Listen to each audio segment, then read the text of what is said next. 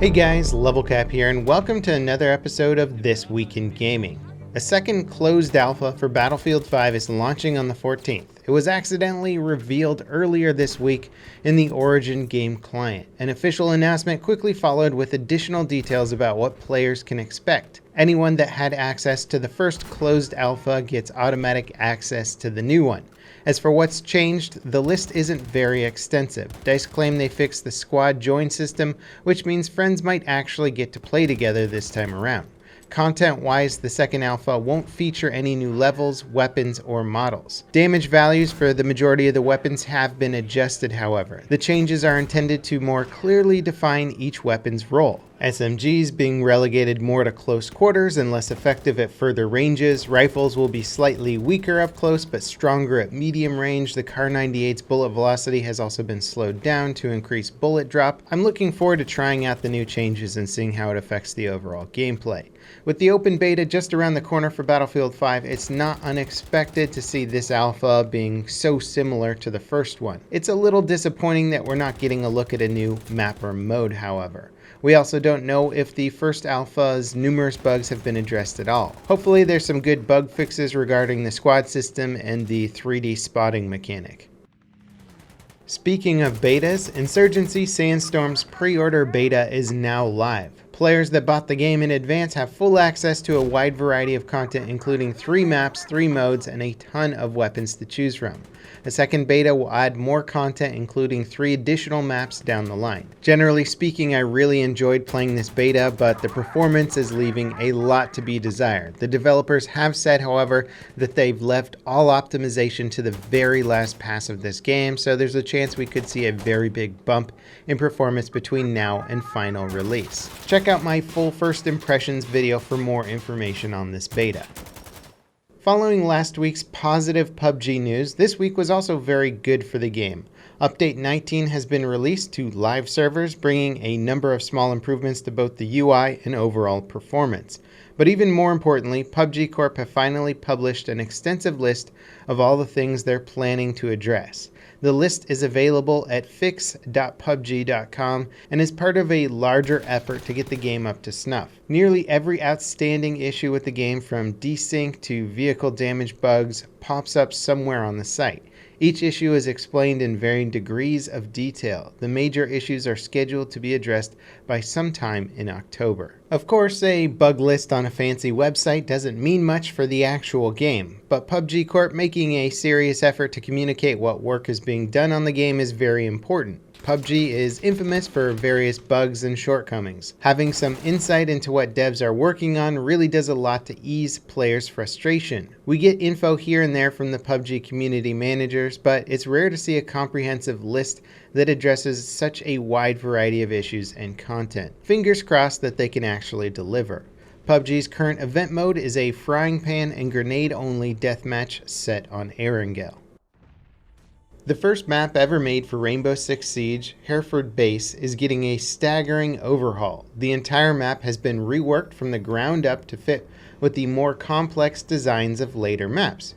It's also received a full visual makeover, transforming it from a bland training facility into a World War II era base. The map remake was revealed as part of the teaser for Operation Grimsky, Siege's next operation. Full details for Grimsky will be revealed on August 19th during the Paris Majors Finals. 2 new operators are also coming in Grimsky, a female British defender and an American attacker. The defender seems to have a riot shield, while the attacker has what looks like a torch or flamethrower of some kind. The first gameplay trailer for Red Dead Redemption 2 has been released. It gives a basic summary of some of the game's mechanics, including what looks like a mark and execute system similar to McCree's Deadeye Ultimate ability from Overwatch. Rockstar are describing the game as a vibrant Wild West adventure game with deep gameplay mechanics. Visually, it's certainly stunning, but the trailer doesn't give too much away about the fine details. How to treat your horse and manage camp resources will impact your ability to get around and keep morale high. You'll also have to be able to antagonize, threaten, or avoid conflict with NPCs in the open world. More trailers covering other aspects like missions and rival gangs will be released soon. Overall, the trailer has been very well received and people are pumped. Well-known gaming website IGN removed their recent review of Dead Cells after receiving allegations of plagiarism. YouTuber Boomstick Gaming posted a side-by-side comparison of his Dead Cells review and IGN writer Philip Mewson's review, showing what I would consider to be indisputable evidence that the entire formatting and much of the wording was directly copied. Boomstick Gaming's review obviously came out before IGN's review. Kotaku has also posted another example of Philip's FIFA 18 review, which looks like it could have been plagiarized from Nintendo Life. IGN have since fired or terminated their relationship with Philip and released a statement about how they take plagiarism very seriously. Certainly this situation is not going to help IGN's already tarnished reputation. The 10 out of 10 IGN meme is known by many gamers around the internet, as IGN has had a history of giving out very high review scores for games that probably didn't deserve it. Also, IGN's acquisition of Humble Bundle and their plans to produce their own games is a direct conflict of interest with a company that reviews games. Put all these things together, and I think IGN has certainly built themselves a reputation that they're worthy of. Popular chat app Discord is getting into the business of selling games. The company will soon be launching its own game marketplace. Existing Nitro subscribers will get a selection of free games to play, mostly older AAA game titles and retro indie games. The store itself will offer games like Dead Cells, The Banner Saga 3, and Hollow Knight. Discord recently launched a game tab that aggregates information about the games you and your friends play on a regular basis. It's a sort of useful feature that makes a whole lot more sense with a full game store behind it. Full rollout of this store will happen after testing with select Discord users is completed.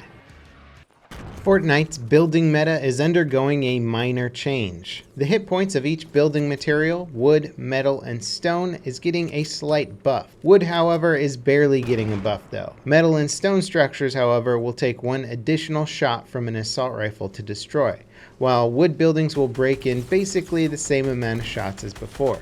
This change was likely made to give each material its own strengths and weaknesses as opposed to just being universally good. The mobile port of Fortnite on Android has finally launched. Well, sort of. It's currently a timed exclusive on Samsung's Galaxy line of devices.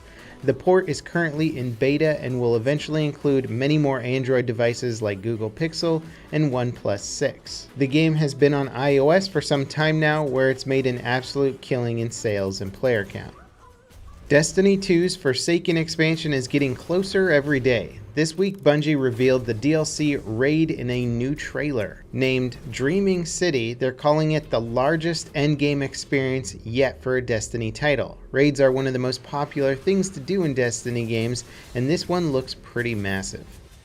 The worldwide gameplay reveal of Doom Eternal went live at QuakeCon yesterday, and because I'm recording this voiceover before it actually revealed, I don't know if it was amazing or crappy.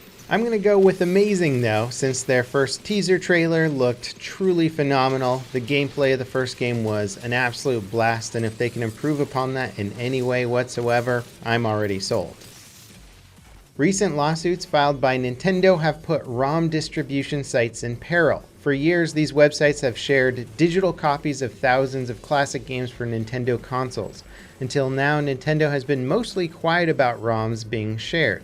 Big ROM sites like MU Paradise say they've gotten legal requests to take down specific games in the past, but nothing close to a full lawsuit. But because of Nintendo's recent lawsuits against such sites, MU Paradise is getting shut down. Nintendo have yet to go after them, but it seemed like an eventuality had they kept their ROM database accessible.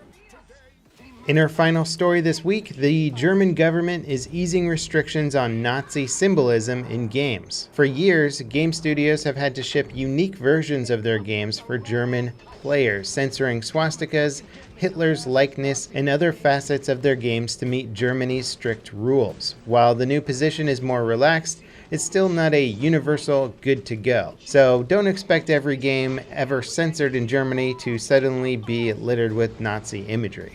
Anyway, that wraps it up for today's episode of This Week in Gaming. As always, thanks for watching, guys, and I'll see you next time. This is Level Cap, signing off.